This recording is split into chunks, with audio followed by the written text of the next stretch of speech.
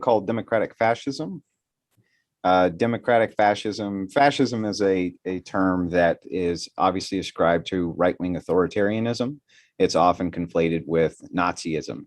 Mhm. And this is by design of the left. You can see that pretty much anybody that the left disagrees with, what do they call them? A fascist, right? Right. You're a fascist, you're a fascist, you're a fascist.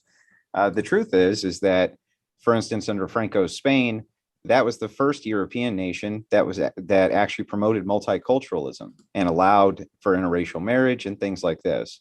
So what I propose is a limited democracy and a strong enough state that we can rein in corporate interests and rein in some of this degeneracy that's going on. One of the biggest mistakes that the right wing makes is that the right wing allows the left wing to be the arbiters of everything that is moral. So therefore, the left gets to use state power to enforce whatever their morality is, and the right always takes a hands-off approach. So we lose every single time in the culture war. Yeah, you're absolutely right. That was very eloquently described, dude. This was like a new, like I was like new to podcasting like a year and a half ago, but I started identifying a lot with the libertarian beliefs. Yeah, And we all start there, man. yeah, and it's so fun. So like I found you, and at the same time I read this book. It was like I forget, but it was basically about how like the Freemasons were behind overthrowing every monarchy systematically. And then I made this like connection, like all of our founding fathers were Freemasons, right? So everyone's like, oh, they're so brilliant. But if they were so brilliant, like why are we in the situation that we're in, right? Yeah, there was a lot of problems with our original Constitution, and there are problems that bleed over to this day. One of the biggest things was that they made the Constitution secular, and because it's secular, they all conceded that they were religious, and the intents and the meanings behind the things that they put in the Constitution were based on Christian value structures. But because they made the language so vague in the First Amendment that basically says Congress can't make any law that basically supports one religion over another. The left has considered that to be a secular mandate, meaning there's a separation between church and state. That it's arguable whether or not that was ever the intent, but that's one of the primary flaws within the Constitution is it doesn't ascribe any type of universal morality for its citizenry to kind of follow behind. And so we've really ended up in a cultural nosedive for about 200 years. Yeah. Well, I think my one friend said this quote, like they wrote it and people thought like, yeah, I don't want the government in my church. And that's how most people take it. But really it was written to keep the church out of the government. And Right. I thought that was like a nice quote because that's all of our founding fathers. They were deists. They were Well, a not. lot of them practice deism. Most of them are actually Christians. Remember, there was hundreds of contributors to the That's Constitution, true. Yeah. other than just the signers of it and the framers of it. There was governors who were involved. There was prominent generals, colonels, et cetera, who were involved in the participation crafting of the U.S. Constitution. So it was very much written by Christians.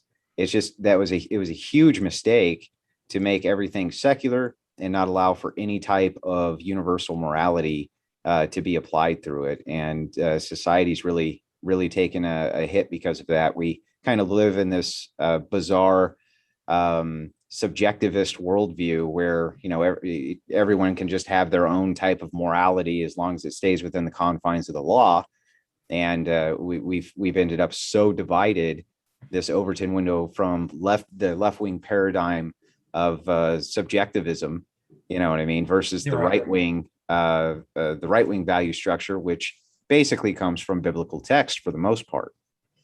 Yeah, and and you're right. Like it keeps shifting even further. Like now the right, which is supposedly Christian morals and things, is totally. It's like just 5 years behind where Yeah. the left is. Yeah, and what a paleo conservative is roughly, the conservative value structures were in the 80s or the 70s. Those are now considered extremism, right? That's considered an extremist value structure. And you're not really promoting anything outside of biblical text. You're just promoting things like we want to have strong family units. We don't want to see the transgender homosexual agenda get passed by our government. These are outliers. things like this. We don't need the government to enforce their marriages, which is a religious holiday. There's all sorts of, or it's a religious institution. Right. All of these kinds of things that the right wing just refuses to use the state for to enforce morality, and so we've ended up in this really bizarre paradigm that we currently live in. What would you say to like someone's question, like saying, well, you're not really free then, or you're less free if you had a church or a moral, like not police force, but like a moral line that you couldn't cross? What would like be Right. your Well, I response mean, to that? so let's contrast the two because I thought long and hard about it. So let's take the drowning puppy argument. Okay. This one was proposed to me a few years ago by a friend, and I had no answer for it. If you Libertarians tend to ascribe all rights through property ownership, right? Property ownership is kind of their primary edict, and then they enforce that with the non-aggression principle, right? Mhm. Right. So if you're on your own private property and your neighbor's on his private property and he has puppies, which he owns, that are his private property, and he's drowning them and they're screaming and your kids can hear them, can you do anything about that?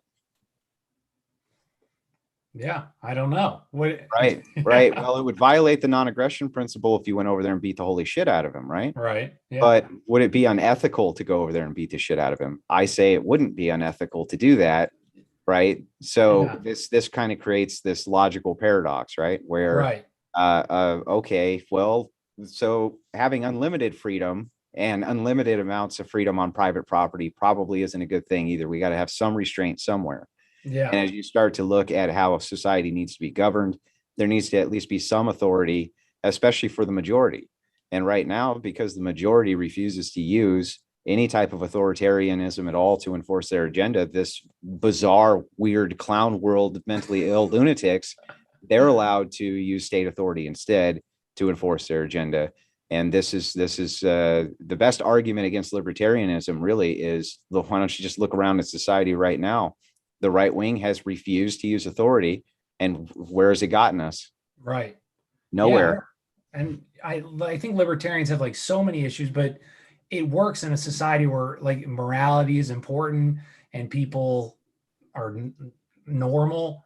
But when you get this huge population with all these different values or different beliefs, people Right. are crazy, dude. Like, I mean, Well, go it's to the the grocery opposite. store. It's the opposite end of the coin. The Ayn Randian style libertarianism is basically the tails end of the coin of communism. So communism proposes the same thing, which is a stateless society where everybody's working towards the common good. The difference is the enforcement, right? The Right. difference is the enforcement. So it's kind of the tails end of the same coin. It's that whole horseshoe theory, right? As Yeah. you go up that horseshoe, both ideologies come a lot closer together than you could ever imagine. What's happened to the right hasn't really changed, right? The value structure of the right hasn't really changed very much, but the left has moved the Overton window so far left that now we all look like we're deranged lunatics for espousing things like, I'm a Christian, I don't agree with homosexual marriage, I'm going to advocate against it. There's Mhm. nothing wrong with advocating against it. It's not an extremist view. I don't know where this, well, I know where it came from, but this idea that people follow along with it, that's the thing that really gets to me, you know. Yeah. Well, I mean, what do you say also like, because I'm still like fine. I learn more every day, and I'm at like point where I see like capitalism. You just have again, it's like the same. So like, what would be the ideal setup? Like when you say paleo conservatism, like obviously socialism doesn't work because no one wants to work, and Right. then but on this capitalism side, we also have that same affinity for materialism, right? Like I just, what's your Well, like? every economy is going to be a mixed economy, and as far as economics goes, I don't have a problem with social programs from the government to help give people a hand up. Mhm. Most conservatives don't. Most Christians don't. They don't have Right. any problem with that at all. But let me give you an example of the failure on the side of privatization versus having something in the public arena. So you would agree that the DMV inside the United States pretty much sucks, right? Right. It sucks to go Yes. to it. It's no fun. Yes. Many times people have proposed that it be privatized at the state level. Well, in Canada, they actually did privatize their DMV. A lot of people don't know that. And it's Yeah. I know. worse, way worse than it was Really? Oh yeah, way, way, way worse than it was under the public option. And if you really start to look into it, you discover that the reason that it's way worse is because of the service of demographic. So if you have like only 5 million people that you're serving as a for-profit business for all of those people, Mhm. you don't really have much incentive to change, especially if there's a mandate that you have to get that product, right? Right. Yeah. Okay, yeah, but That's a good point. here in the United States, on the other hand, if we look at public utilities, if you got 300 million people that you're servicing for a public utility like electricity, or let's just say 50 million people, Mhm. it makes a lot more sense to privatize an industry like that. But if you go to the city level for something like water, you probably don't want that privatized because the pool of the amount of people being served is far less. So it makes more sense to just go ahead, let your local government take care of that service. Mhm. That's not socialism, right? But it's also not capitalism. It's more of a mixture and a blend of a lot, kind of a lot of different ideas. But you basically, if you're looking at democratic fascism, you're going to allow the state to go in and take care of things like that, rein in corporate interests, things like this. That's completely and totally necessary as a function of the state. Some examples of this would be, for instance, what's going on social media with the massive deplatforming, Right. things like that. I don't have any problem with the state coming in and breaking these companies up, calling them monopolies and breaking them up. We don't even have monopoly laws. We only have antitrust laws, right? The What authority. is the difference between those two? An anti-monopoly law would basically say something like, okay, your business is too big; it has a monopoly, and break the entire business up, right? Just break Okay. the whole thing up. I think under some forms of monopolization laws, they have to allow other people to act or sell. You have to sell portions of it off, things like this. Antitrust, like what they did with Bill Gates, they Right. essentially split Microsoft in half, but he just runs both halves. So it's like, who gives a shit, right? Right. It Right. doesn't really do what its intended function is. And we also are in this bizarre arena where we have corporate lobbyists who are allowed to send, their lobbyists with tens of thousands of dollars in bribe money to essentially bribe our public officials. And it's a major problem. The government really has no defense against that at all, because if No. they want to run and they want to get reelected, they're going to need that money. Um, and this is just kind of the horrors of the system that we live in.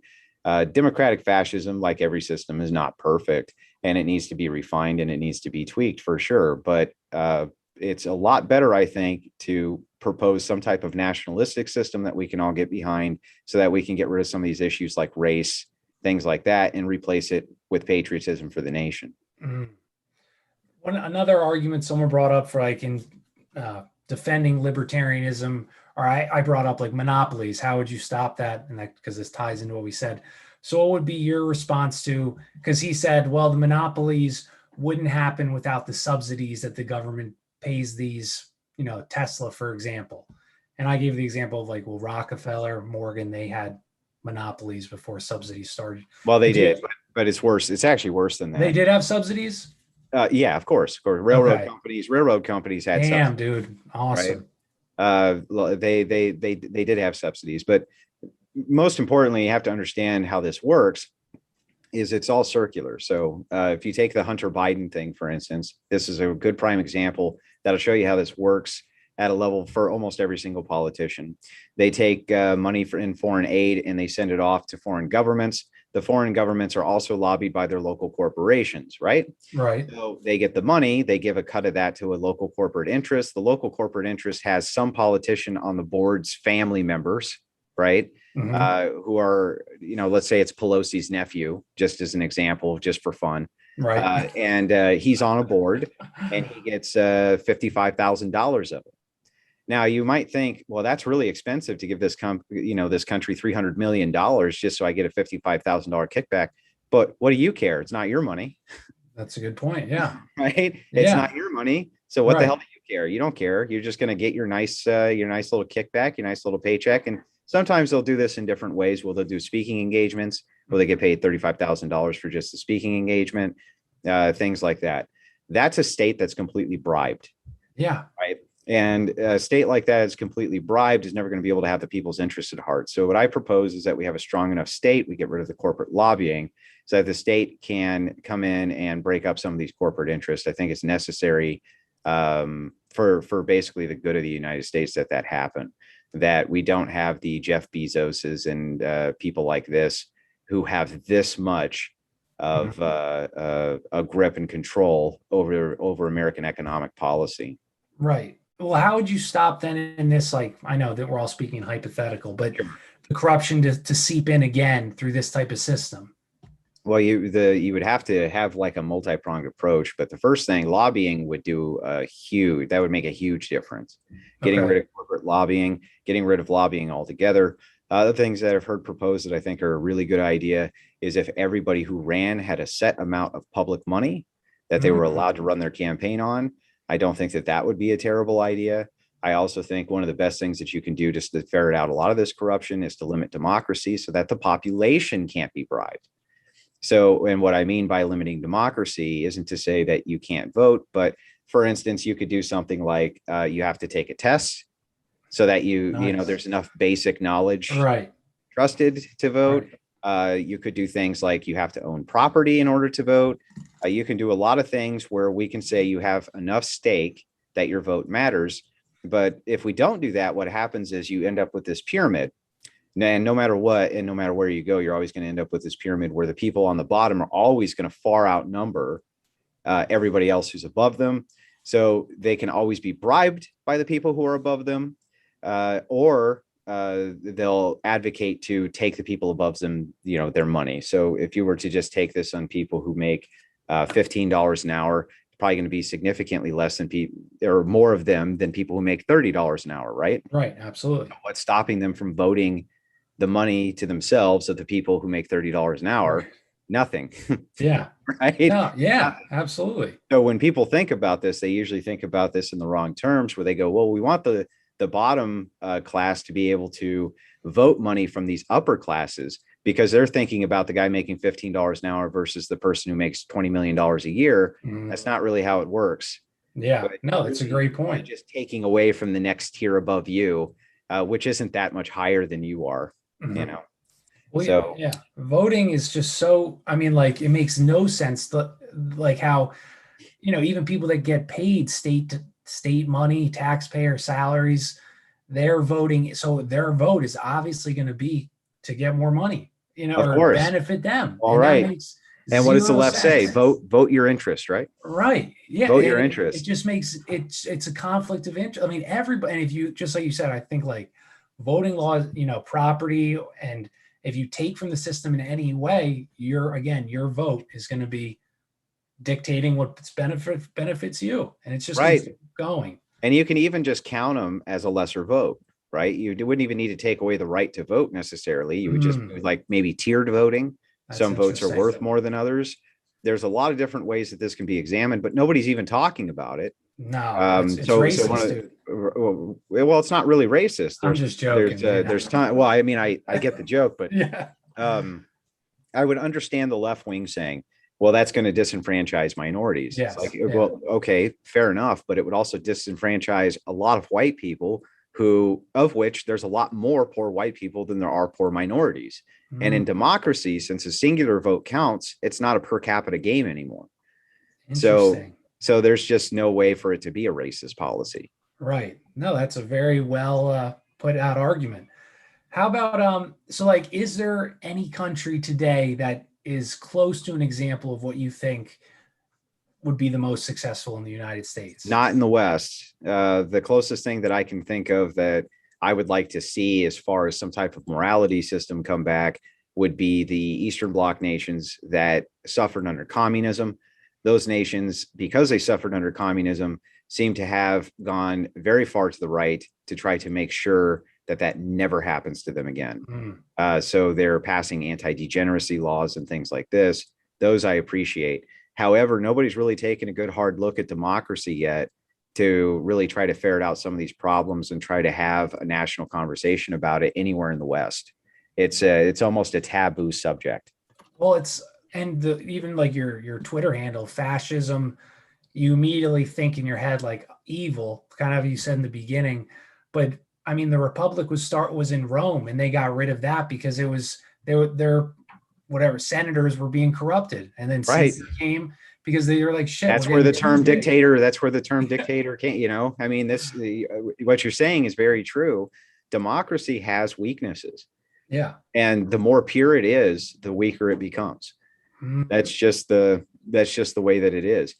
I'm not anti-democracy. I want people to be able to have a say inside of the nation that they live in, but I don't think giving everybody a say is a good idea. I don't think, for instance, that having somebody who's totally mentally ill and locked up in a loony asylum should be able to go out voting day and nullify my vote. That's a really, really bad idea. Yeah, Right. absolutely. Yeah. But they can, right? They can do that. They want to restore felons' rights to vote, right? Things like this, which if you're, maybe if you had a nonviolent crime or something like that, and you're proven not to be a threat to society, I think that that's probably okay.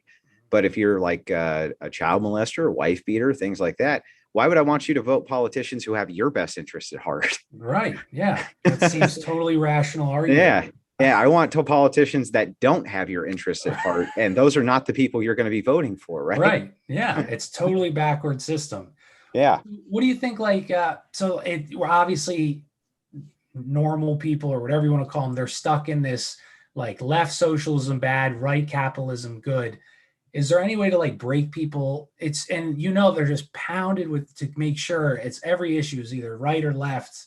And it's, how do you get people to, because for a while I would like back Trump.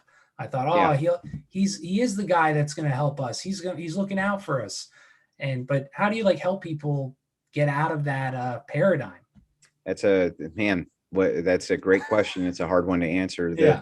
The truth is that I think what has to happen is you have to have the enough light go off, right? So the enough light, what I call the enough light, is when that light bulb from Looney Tunes goes off above your head, and Right. you go, just enough, right? Mhm. Enough of this is enough of this.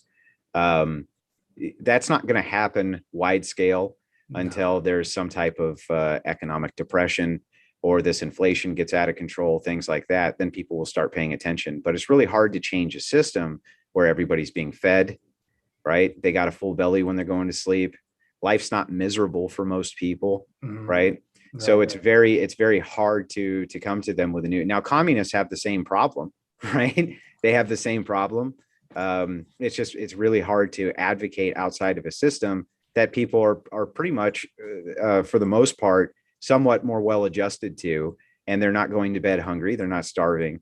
Though the system can be improved upon, I think you have to wait until you start seeing the flows of collapse before you'll start seeing people really come out to try to do anything about it.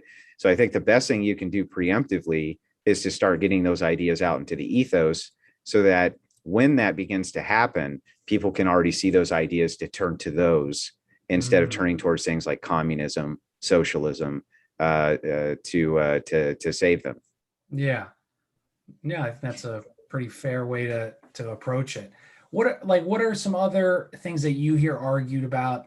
Like, I guess because there are some parts of your plan that like are, socialistic or whatever you want to use, and that Well, they wouldn't really be socialistic. So one of the big problems that happens is people, for some reason, think that any government service is socialism. Okay, and it's not socialism. And I'll explain to you how it's not. For instance, you have roads in your area, right? Right. Okay, so a lot of times you'll hear leftists say, "Well, that's socialism, right? That's socialism." Yes. Yeah. Well, not really, because there's local levies that are passed, and then there's gas taxes that are passed, and the same thing with your schools. There's levies that are passed. So you can actually vote those things down. So if you can vote those things down, then the government does not have control of the means of production, do they?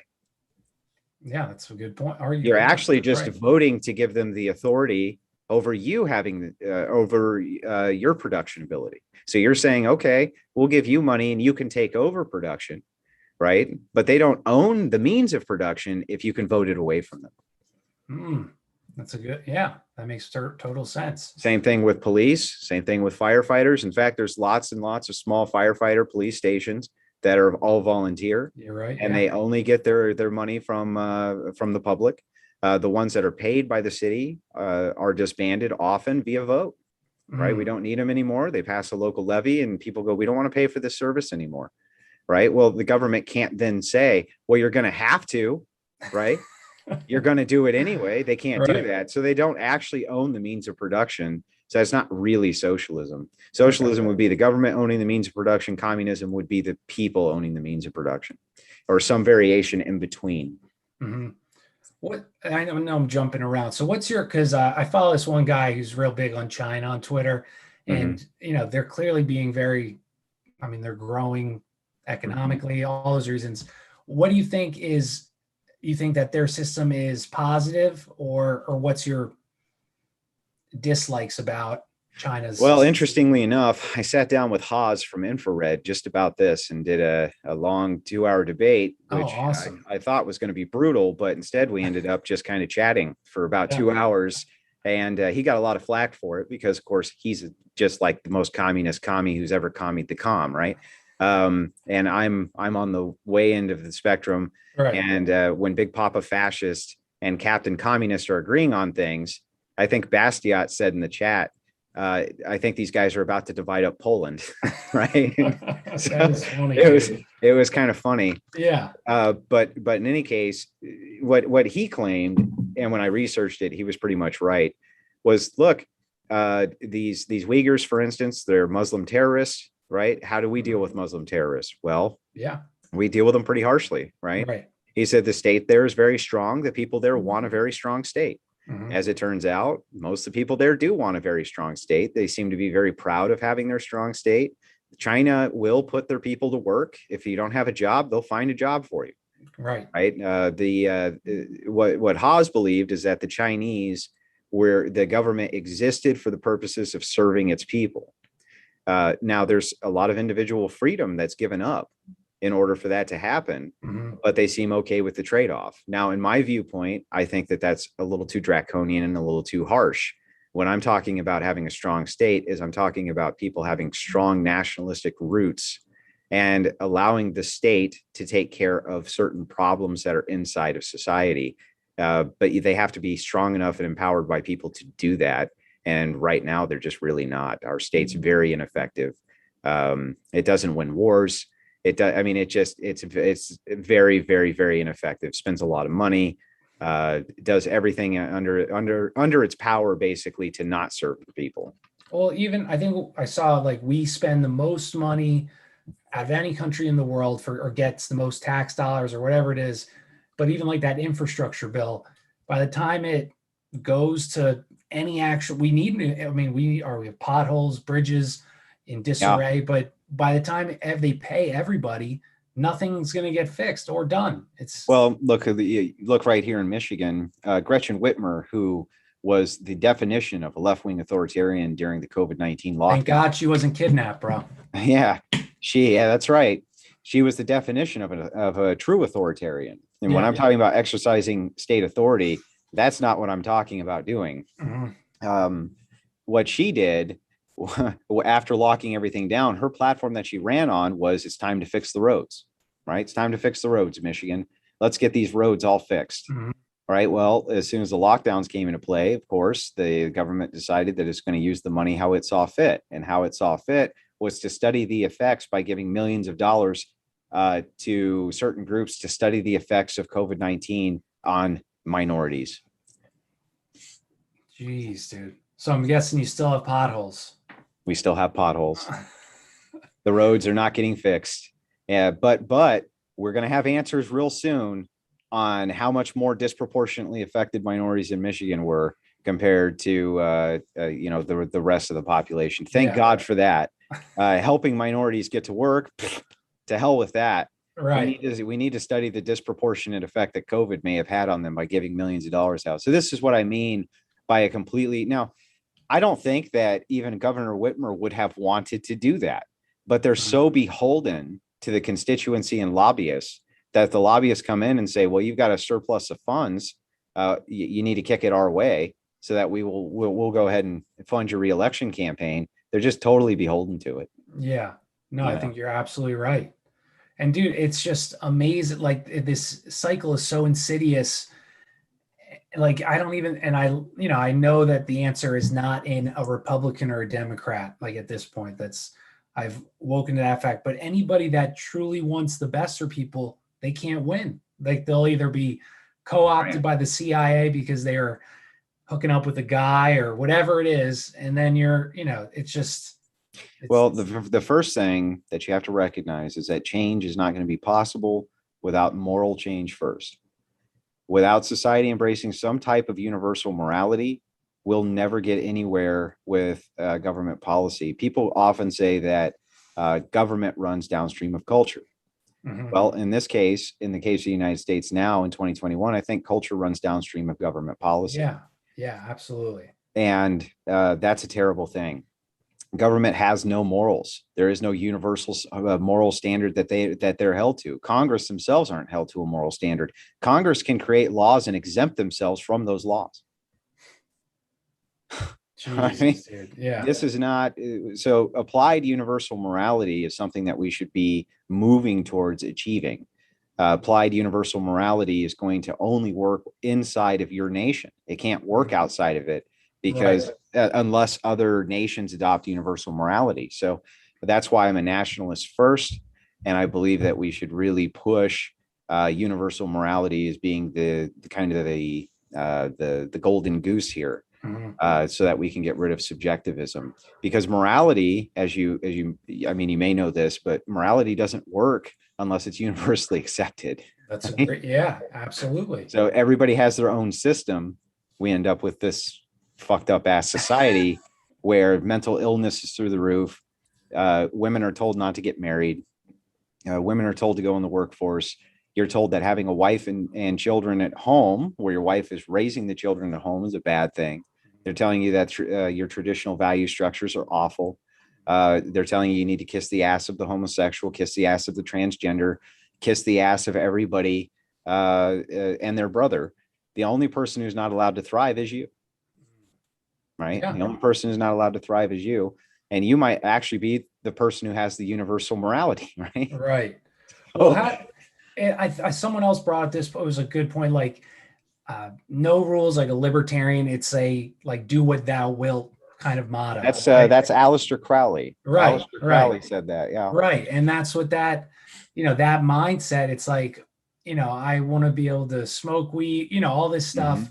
And not that I'm saying there's anything wrong with that, but to have morality that's universally accepted, that's hard work for Sure is. people. It's much easier to so be like, that's society's wrong. I'm right.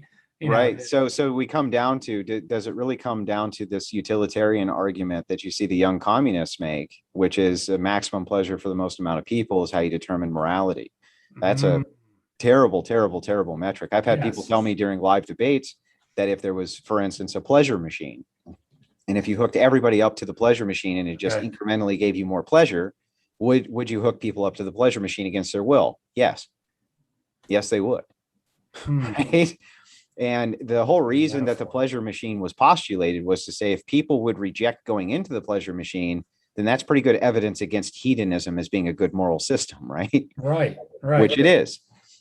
So from my standpoint, I take the opposite approach. I take more of the categorical imperative approach, which is to say, is the thing that I'm doing, if everybody else did it, what would happen?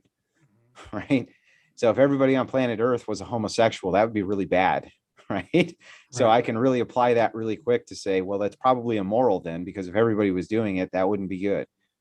Now, what if we were to say everybody on planet Earth was a heterosexual? Well, that be fine. Right. There wouldn't be any problems with it that I could see. So therefore, I could probably say that that's a moral way to look at it. Now, this is really, I'm breaking this into like breaking this down the most palatable way I can. There's problems with it. Don't get me wrong. Christian ethics is better. I'm just telling you that as far as universal morality goes, that type of system for a categorical imperative is far better than this utilitarian nonsense that you see pushed right now, where morality is just based around whatever gives you the maximum amount of pleasure. It absolutely is. But so obviously people have been acting on these impulses since the dawn of man. So how could you even say, how is that obvious? well, I mean, like, that's the problem I have is like I've gotten into these styles of debates where people kind of make these broad assumptions because they've heard these things over and over and over and over again repeated, and a lot of them just aren't true. Like, let me give you some examples. You'll hear the left, for instance, they'll talk a lot about, well, there was the Native American homosexuals, two spirits. Well, that's a term that came from the 1990s, right? And this all started from an old book where some Spaniards had witnessed something. I think they called them the Bardache or the Bardache or something like that. I can't pronounce the damn word, but there was like one source for this. You know what I mean? And it's just taken as being gospel. Well, and is that all tribes? Some tribes, right? And like how many? Right. You know what I mean? I think we take a lot of this at face value, that this has just always existed and it's always been okay, and everybody's just saying kumbaya and held hands, and it's not true. I was referencing more like ancient, like infanticide and orgies and all these things like that. That was like Yeah, decadent societies. Is that, so that's what you would attribute that to? Well, like those that? societies like that generally don't last that long, or reforms come through very quickly in order to stop the mass hedonism. People often will reference things like homosexuals in Rome. Yeah, there was homosexuals in Rome. They'll reference that there was child molesters in Rome, and yeah, there was a lot of child molesters in Rome in certain periods. Mm-hmm. Right. But there was also a lot of reforms that happened throughout Roman history, because it's a large, broad history, that would stop a lot of that degenerate stuff from going on. So it just depends on the era that you're looking at. But for the most part, decadent societies, they didn't fare well. You're absolutely right. Yeah, because they changed to Christian religion in their population. They did. Started doing better. All those started doing way better. Right. Pagans didn't really have a written language. Right. So you just kind of have to go off of oral traditions. But a lot of people will reference pagans as saying, well, they were free love hippies, basically tree huggers who were just into as much gay sex as you could imagine. Right. But all of that's just myth. Right. There's scant evidence for these things when you really start to dig into them. The craze of degeneracy in the United States is very much a new thing. At our founding, they castrated homosexuals. Mm-hmm. Literally castrated them, and it was not something that society ever accepted. And as a general rule of thumb, almost no Western society ever did. So I find this odd, the continuous references to other cultures that had degeneracy. Well, they're not here anymore, are they? Right? No, that's a fair point. Yeah. It's interesting you said the decadence, because now I'm like Rome, and I'm trying to think of other examples that. Oh, the Sodom and Gomorrah. That would be a great example, right? Pretty decadent society, so decadent that they want to rape an angel. Right, and then it falls. Yeah. So that would fall under it. You could go back to the Babylonians. You could say that was probably maybe one of the first societies that fell to decadence. It's just this happens periodically. Men figure out how to create a golden age for themselves. So they go ahead and create the golden age, and then what? I don't know if it's boredom. I don't know what it is, but they fall away from all the things that made it a golden age to begin with. Interesting, dude. Kind of like that saying that everyone loves using, the hard times make, you know the expression. Yeah, well, it's a good anecdote because you kind of intuitively know it's true, right? Mm-hmm. Like people just kind of intuitively know it's true. Like, for instance, I'll give you an example of that. If you were to go to your friends and say, would you rather have a strong father or a weak father? Would you rather have a father who was more discipline based, or would you rather have a father that you could walk all over? What do you think their answers would be? Yeah, I mean, more a tougher father. Tougher father, a little bit more discipline. So even though you're on the other end of that, why would you prefer that? Because it's right. It's right. Yeah. Right. Until you intuitively know that this is probably better than the alternative. Right. Fathers are there to protect their children. So you don't want a weak father. Right. And so if we're looking at the state, we got to look at the state the same way. We don't want a weak father. Right. We need to have one that can issue out discipline, but can also be fair handed. You know what I mean? One that can that you can't walk all over, but at the same time can mete out justice. And that was really one of the things that weakened the state significantly, for instance, was the fact that almost everything has become federal. The states themselves seem to have very little rights left. Right. And originally in the Constitution, the 10th Amendment said everything that is outside the purview of the federal government falls to the state, and the federal government has just kind of taken more and more and more of that away. You know what I mean? Because you used to have states that had very strong central governments and they could govern themselves fairly well, but it's just a hodgepodge of weakness now. Yeah. So where do you think like any, because like that book, I'll send it to you if you're interested, but like how, oh, sorry. So all the monarchies and all that stuff, they had, you know, a strong church with a strong leader backing. Are you talking about Hoppe? That sounds. I'm going to pull it up real quick. I don't think it's very Hoppe-ish.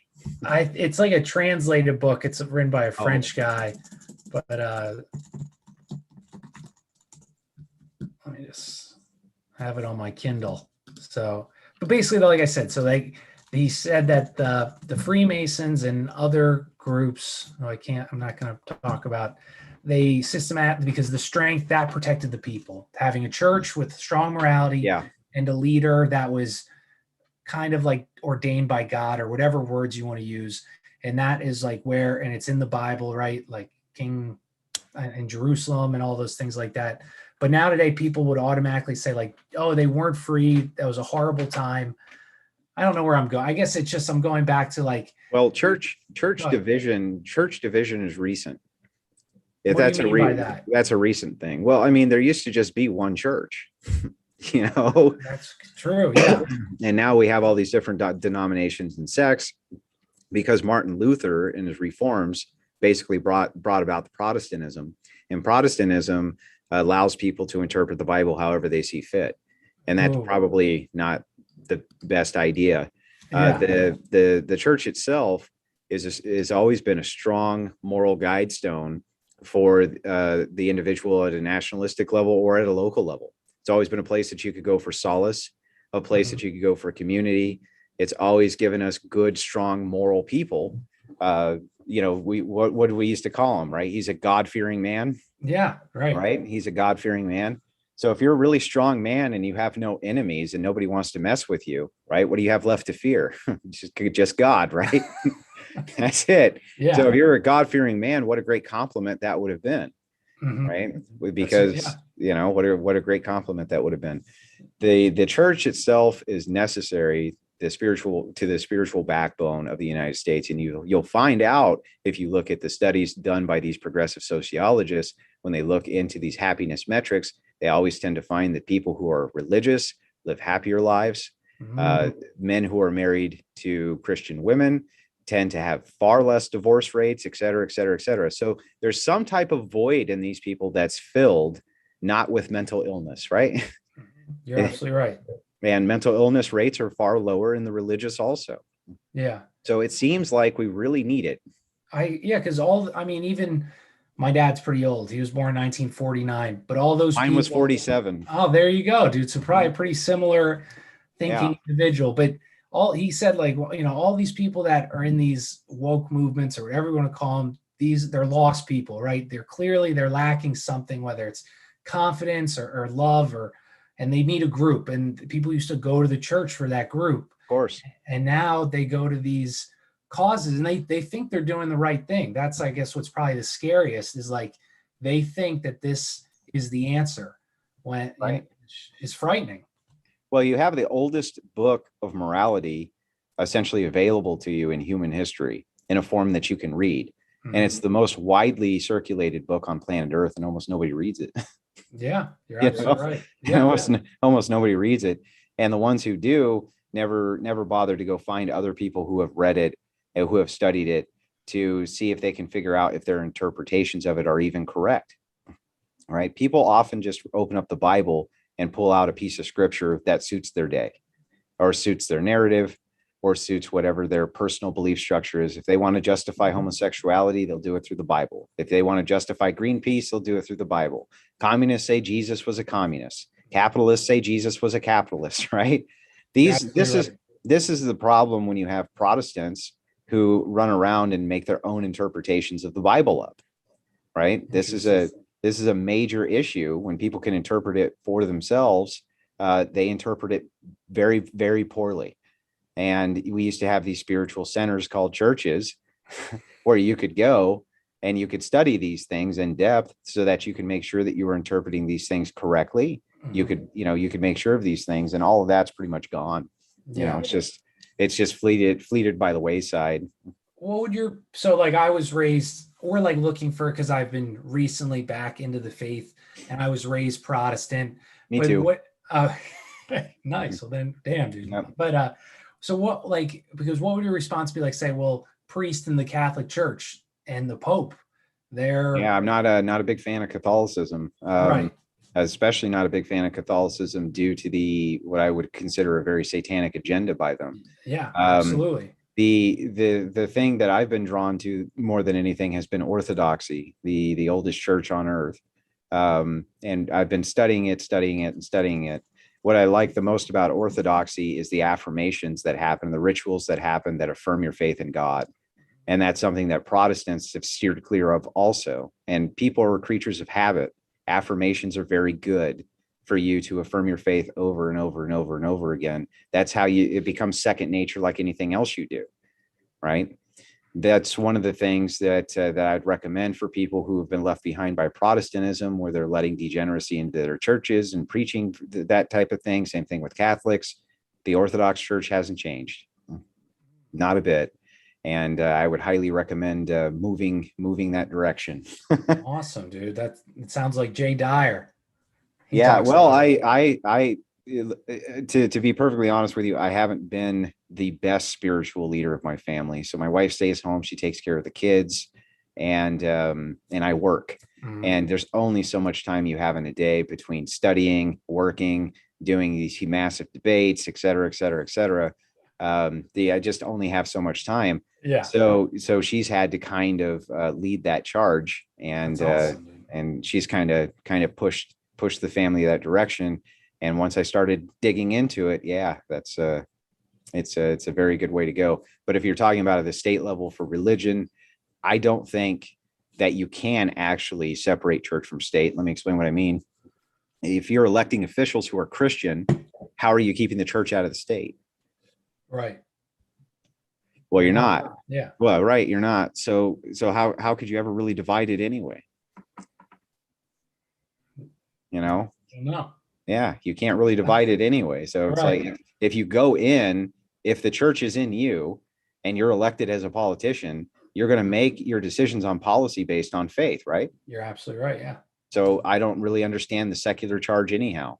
We already have the church heavily involved in the state to a degree. Now people have been falling away from it. And a lot of times Christians tend to say we want to make secular decisions for some reason when they're in office. And I think that that's a huge mistake also.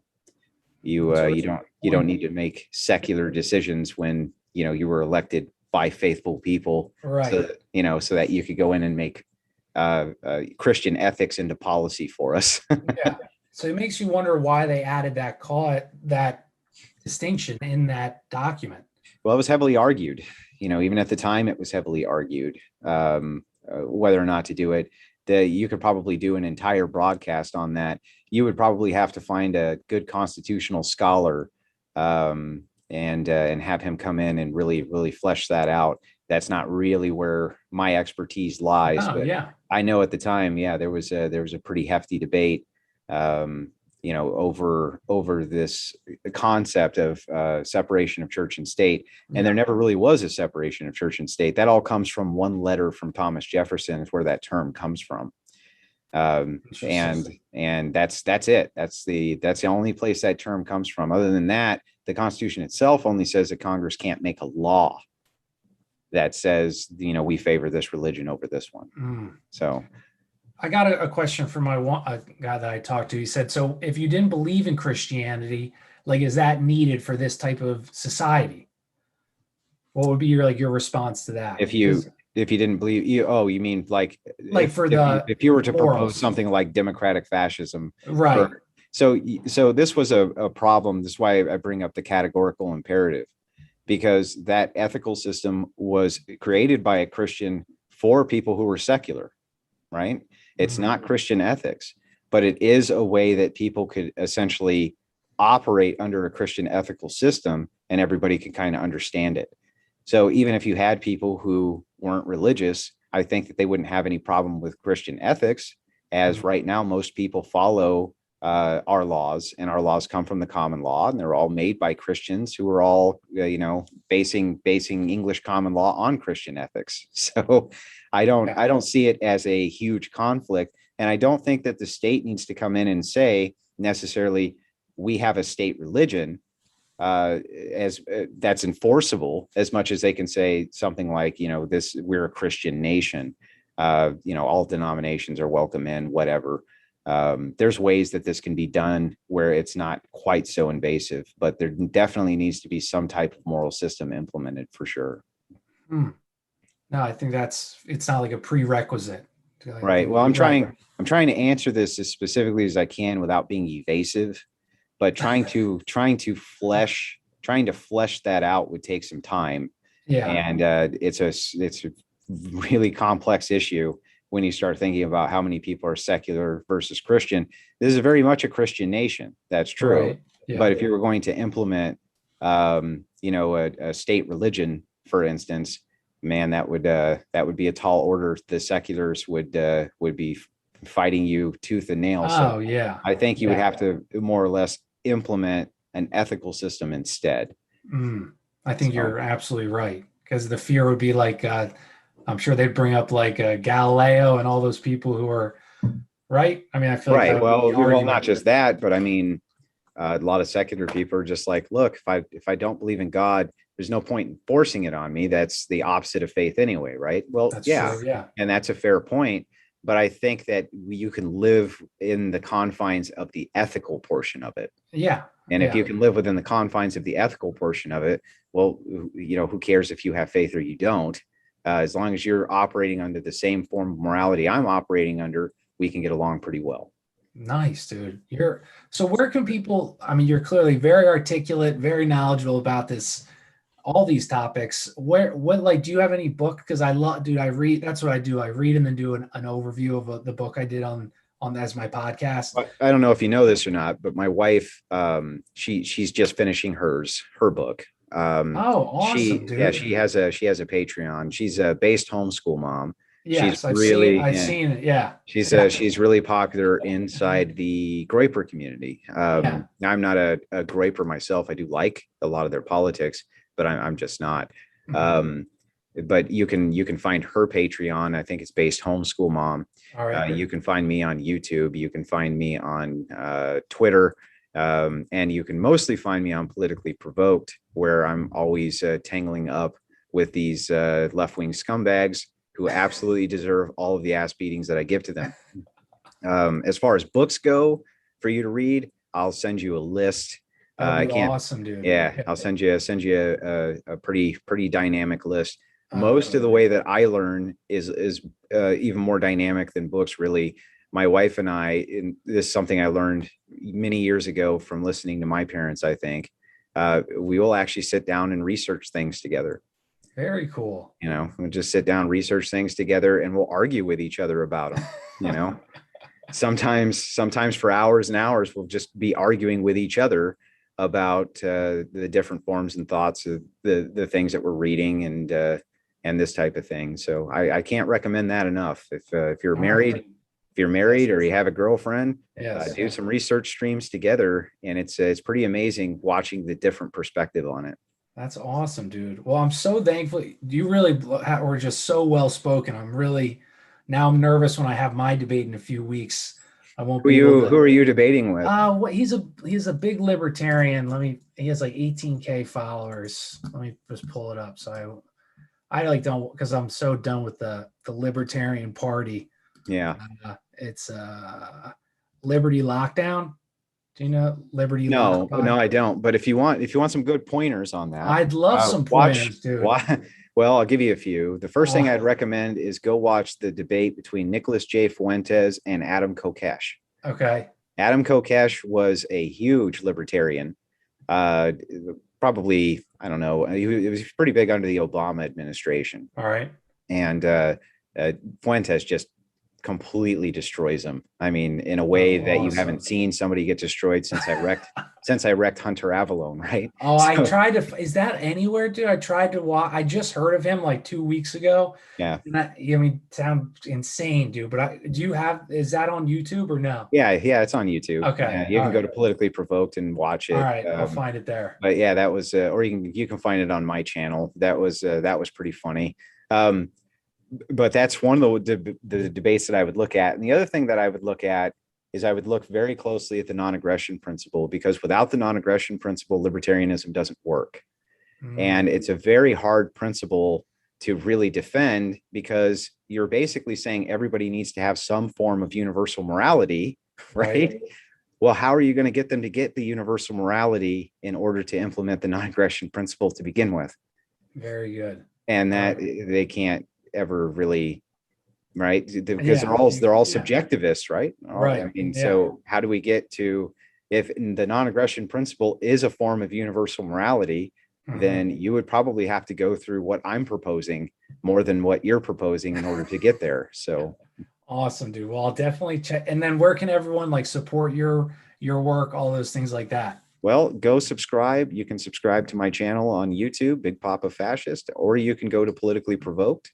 Politically Provoked is my home for debates. If anybody's interested in doing a debate on Politically Provoked, everybody will get a chance. The mods are great. They'll schedule it in, and they'll make sure that even the common person, if you want to call them that, I don't know what else to call them, or the newbies or whatever you want to call them, you're going to get your shot. You're going to get your chance to get in the arena. It's a little more blood sportish than a lot of people like, but I tend to prefer that, the free flow of ideas. So yeah, dude, I really learned a lot, dude. So I'm super thankful. I'll make sure I go subscribe and watch those debates, and thanks a lot, dude. I really appreciate it. Yeah, no problem. Do you have anything else you want to close with? I think that's it, dude. I got to do some more research, and I'll be better prepared with a list of questions that if I find any areas. Well, you can join, and everybody in your audience too, you can join the Politically Provoked Discord. Okay. And anybody can basically contact me through that, but I help people with debate prep all the time in the Discord if they're asking for different things, this kind of thing. I only have so much time, but when I'm up late and I get the message, it's like, well, let's do a little prep, you know. I'll definitely take you up on that. So all right, guys. Well, you have a great night. Hey, thank you so much, man. Take care.